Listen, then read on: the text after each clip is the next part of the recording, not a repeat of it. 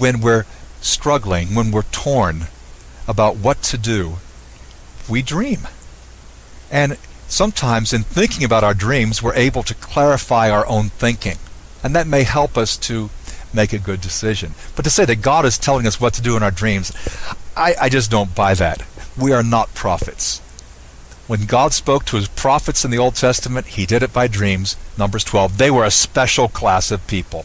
And then there's some Christians who have totally bought into New Age teaching.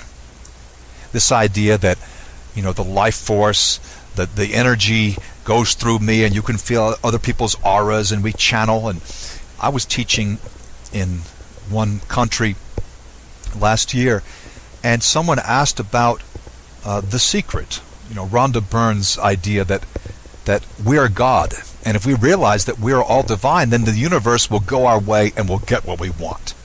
You might want to listen to the podcast or read the article I did on that topic. But New Age teaching has even crept into the Church of God. Well, I'd like to conclude in Romans 12. I know this is quite a substantial podcast, and I didn't know how to make it any shorter. I considered making it 2 lessons. I think it's better just to do it all at once. Let's read Romans 12. I appeal to you, therefore, brothers, by the mercies of God, to present your bodies as a living sacrifice, holy and acceptable to God, which is your spiritual worship. Do not be conformed to this world, but be transformed by the renewal of your mind, that by testing you may discern what is the will of God, what is good and acceptable and perfect. How are we going to discern the will of God? According to Paul, when we present ourselves as living sacrifices, when we resist the world, when we're renewed in our minds, when we're becoming less and less like our neighbors and more like Jesus Christ, when we're sacrificing and living a holy life.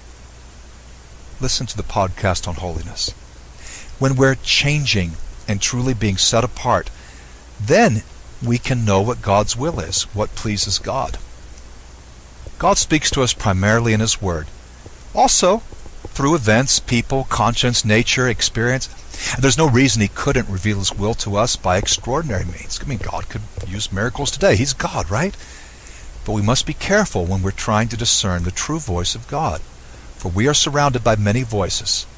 The world, worldly people, Satan, false religious ideas, even our own voice.